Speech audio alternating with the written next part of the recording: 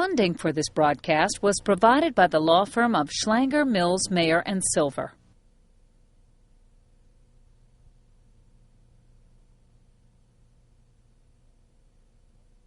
Joseph Robert is known in the business community as a success story, but as the founder of Fight for Children, he has shared his success with those in need. Join me, Dr. Gail Gross, as I talk with philanthropist Joe Robert about what may be his greatest achievement.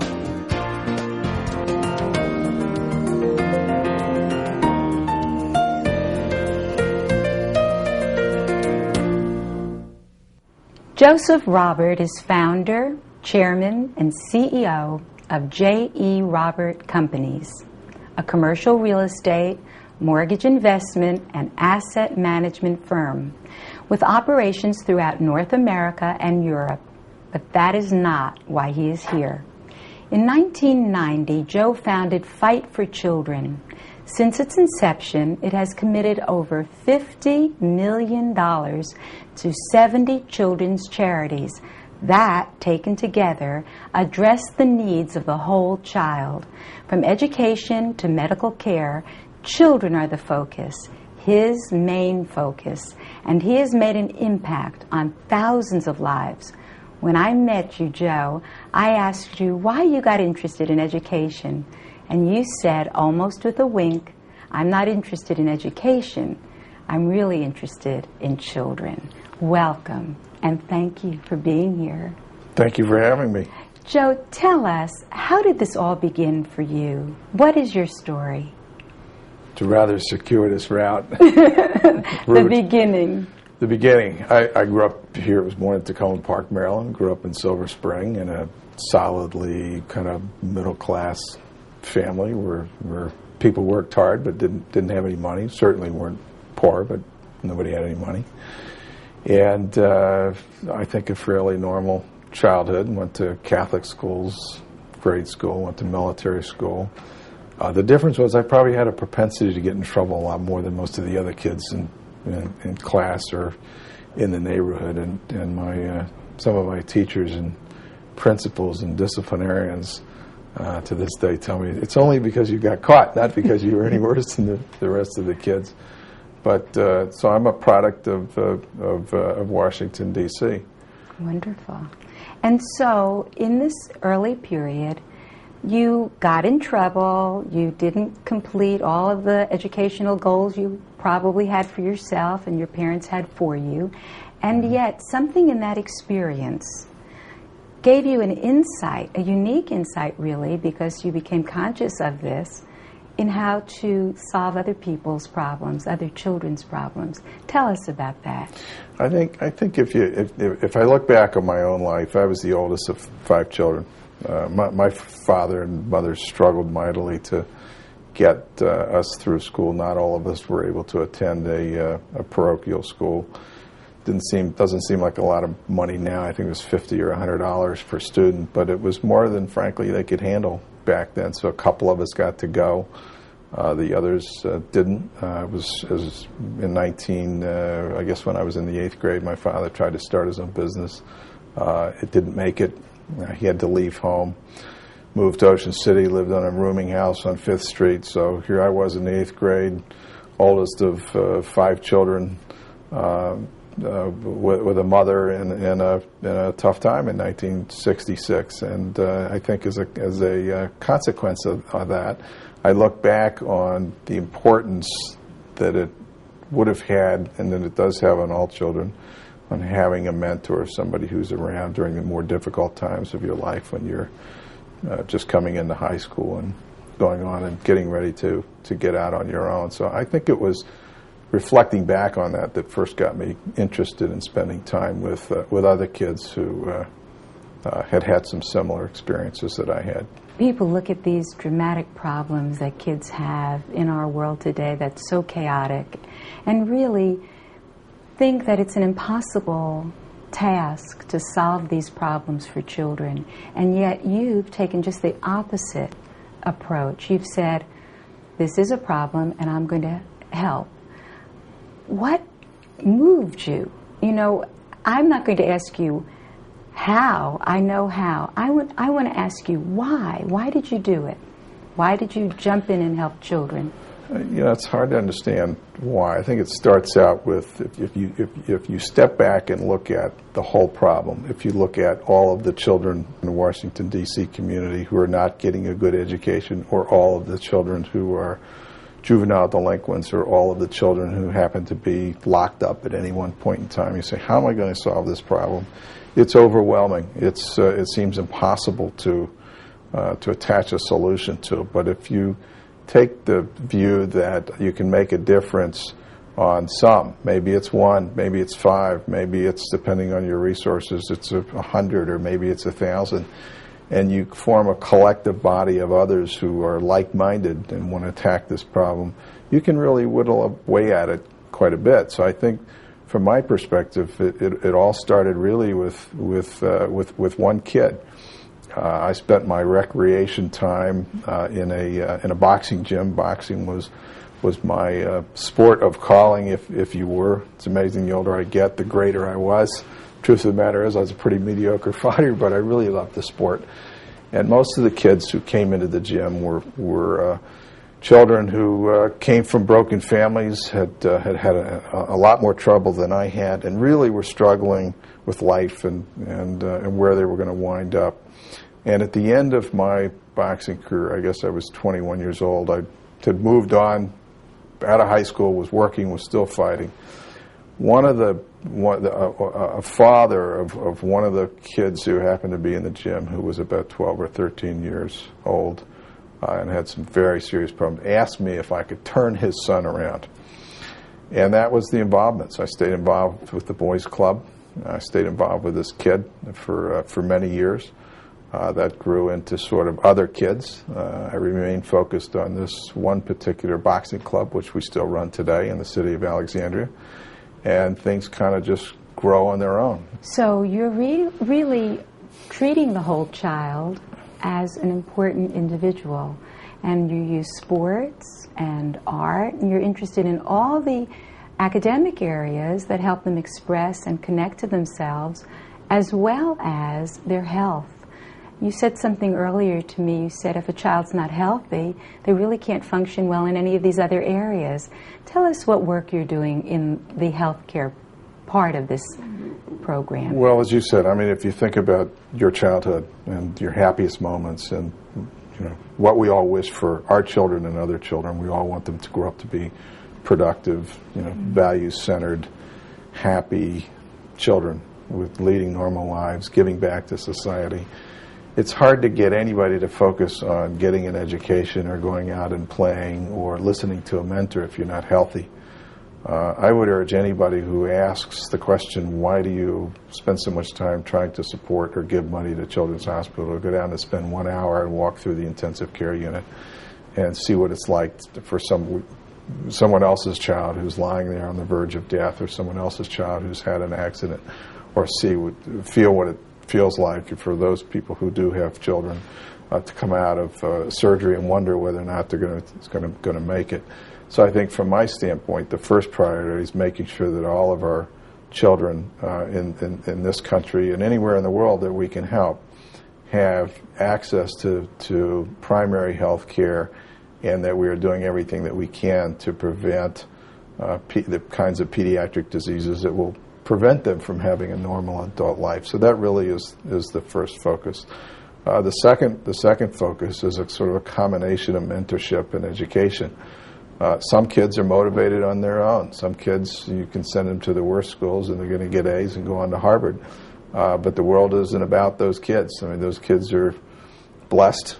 Most kids aren't that blessed, and so I think it's important that we focus on doing everything that we possibly can to make sure every child has access to and able to take advantage of a first-class education. If there's anything that every child in America is entitled to, it is, at the very least, it is that.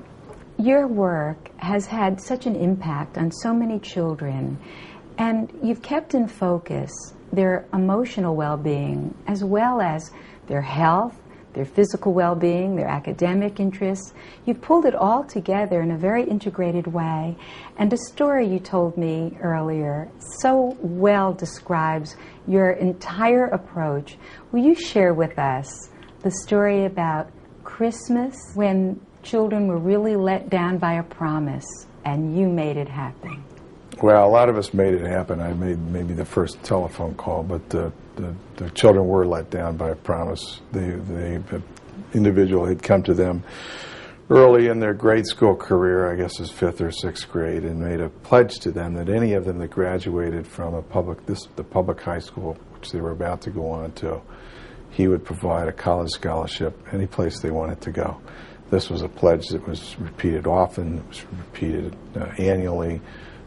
They had meetings with the principals, and of course, the kids took them up on this. The graduation rate, the high school graduation rate, was indicative of how seriously they took it, because it was well above the normal graduation rate for high schools and public schools in the district. And this was not a particularly renowned school. This was a very challenging school in a very difficult, very poor neighborhood.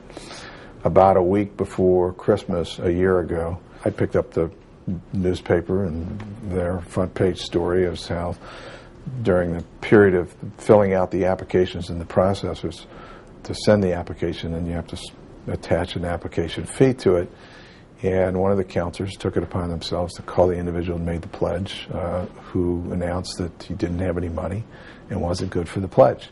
Of course, then they had to go tell the kids that we can't even send the applications in, and there is no tuition money, and these last 6-7 years that you've worked so hard believing that this promise was there isn't there. And so as a consequence, we're not sure what we're going to do. Well, there are lots of things that were bad about that. The challenging part was it was a few days before Christmas. Government offices were closing down. Philanthropically minded people were gone on vacation. The kids had to get their applications in, so it was a mess. I picked up the phone. I called Don Graham, who is not only a friend but a huge supporter of education here in the Washington community, and said, this is awful. We got to do something about this. This is not only bad for the kids, but it makes everything that all of us have been trying to do to give hope, it gives us a black eye. Mm-hmm. And so I said, I will step in and provide the guarantee. And with a wink, I said, "No, I need help." I said, "I don't want to guarantee. I'll guarantee the whole thing, but I want you to help me find other people who are going to step into the breach, and we'll raise this money. But at the very least, these kids can make their applications, enjoy their Christmas, and know that if they get whatever school that they get into, that they're going to be able to go, and that we're good for their tuition." With all of these children, basically, I always like to say, be what you want to see, and mm-hmm. You're really showing these kids through modeling how to be and mentoring really what to do in life, how to walk in life. Tell us a little bit about your theory of education for these children, and then we can move into your ideas in the charter school category. Education, to me, is the whole key to not necessarily formal education, because as you know, yes. I have a high school degree and was asked to leave during my first year of college. I didn't get much schooling beyond that, other than through self-education. But teaching a child strong values, making sure that children understand that goals and objectives are important, making sure that they understand that life is going to take you in directions you may not want to go in if you just let your sail flop around, don't grab a hold of the tiller. So I think it's critically important that we teach all of our children not just the basics of math and English and science and the rest, but also the kind of values that are going to enable them to make the right decisions and the right choices in their life about everything from partners to spouses to the friends that they hang out with, the decisions that they make about things that they're going to be challenged with, particularly through the more difficult years as a teenager. And the only way to get that is through education and mentorship. Yes, and I guess the earlier it starts, the better. And some of the programs that you've developed and supported that offer this include what? Well, we haven't so much developed the programs. One of the things that I found early on when I started Fight for Children, and Fight for Children came on the heels of many long years of effort of trying to raise money for some of these programs, which culminated in the formation of Fight for Children, already exist. All of the solutions to our education problems exist. All of the solutions to solving the problems of inner city children who do not have a mentor or do not have two parents in the home, the solutions exist. Fixing our education problem in inner city, the solutions exist. All you have to do is, in my view, is make sure you integrate, find the right ones and begin to remove the obstacles to bringing them to bear with these children and raising the money to support them. So what we've done is try to identify those programs that were best, like the Big Brothers and Big Sisters programs, and provide support for them. We don't have to create a new children's hospital. We have one of the finest children's medical research centers in the world right here in our backyard. We just have to make sure that we support and provide the funding for them to do their job. I don't have the magic bullet to create the perfect school in the worst neighborhood in D.C., but there are people who do. We just need to find those people and make sure that we clear the hurdles preventing them from implementing their programs so these kids can benefit and then provide the resources for them to do what they do. It's amazing that you really stay so engaged and really don't reinvent the wheel, but support the programs that really need help and are willing to do that. My husband has a great line. He says, if people don't have to get credit for things, they can get anything done. And you really just do that all the time. You know, we started a program called School Night a number of years ago. I guess it's been about 5 years ago. But Quincy Jones is in charge of our entertainment. He's just a terrific believer in all these programs, and on top of being a wonderful human being.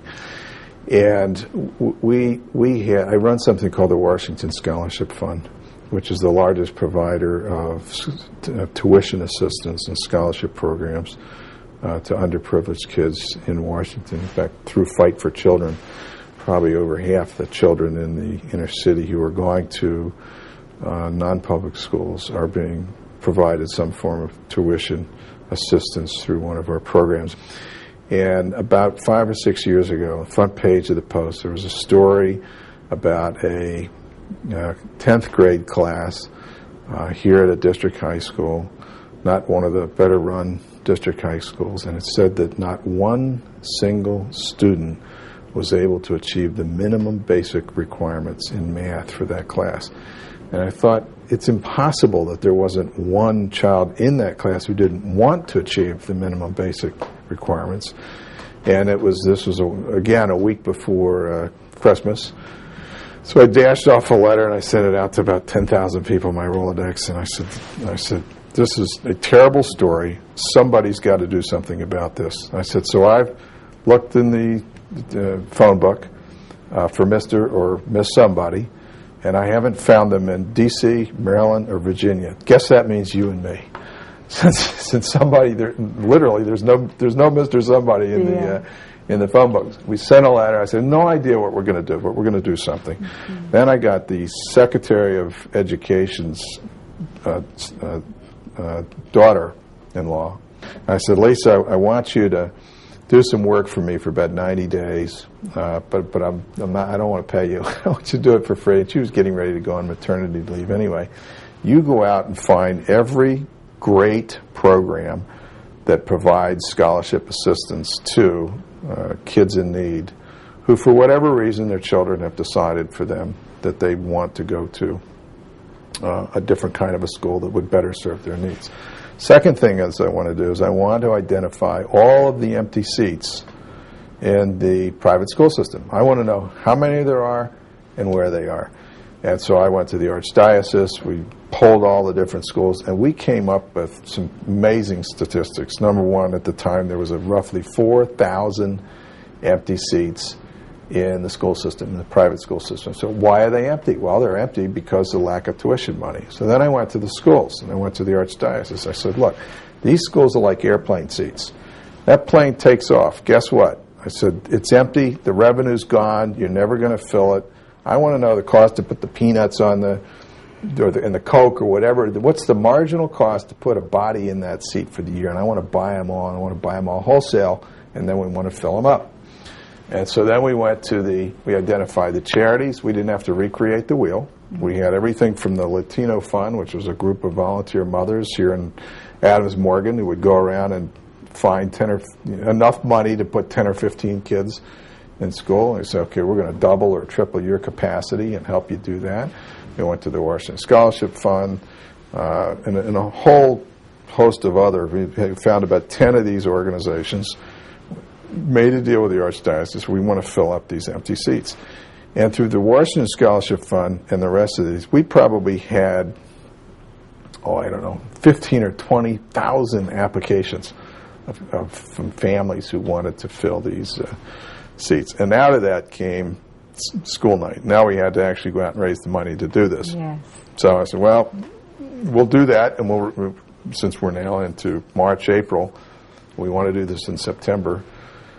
We'll have an event in September. And of course, the school said, but the kids have to apply now. School starts in September.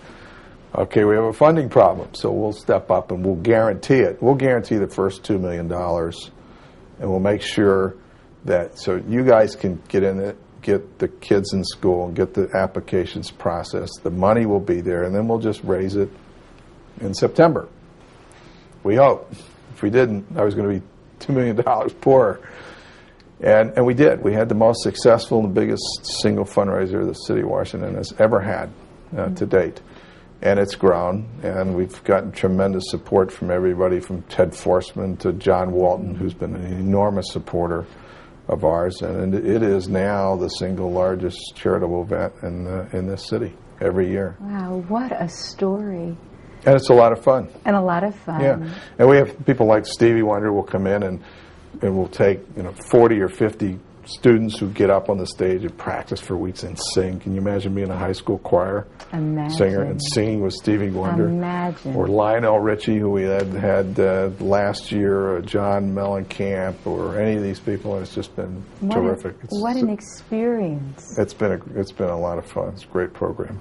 So you made these things happen for these children, made them feel that they were being appreciated, valued, that they could trust you, therefore they could trust other adults, and mentored them.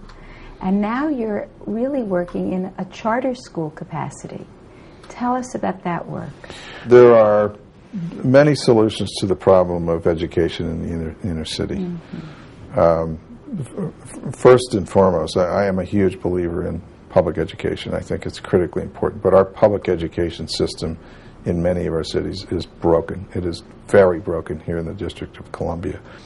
Ultimately, the goal would be to allow children not only to go to a charter schools, to have more charter schools, and our goal is to double the number of charter schools that we have here in the nation's capital already. I think it's 15% of all the children are now going to charter school.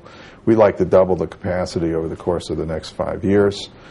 We think that's one of the ways that helps fix the system. That's a system that's designed for the kids and not for the system itself and the administration.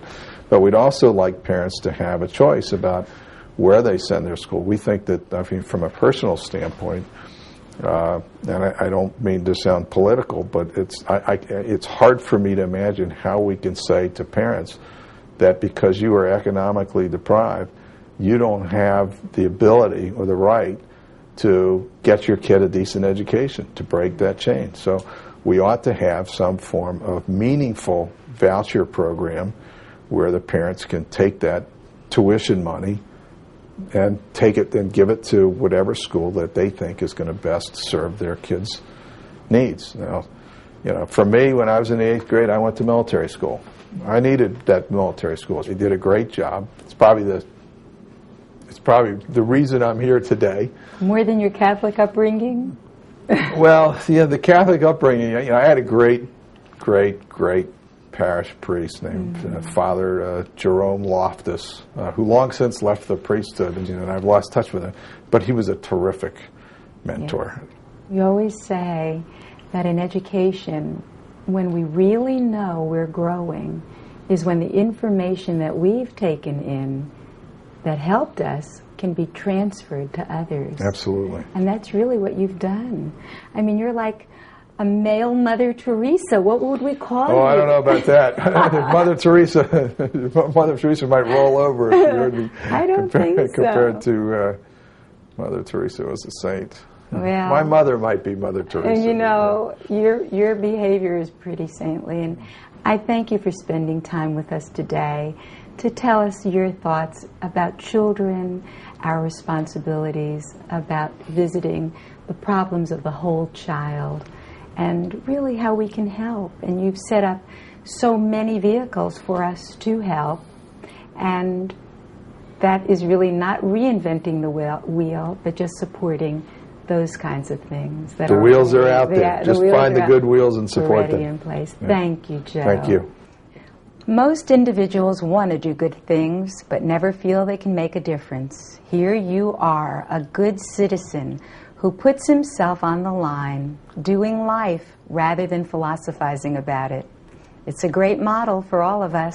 I'm Dr. Gail Gross. Thanks for joining us.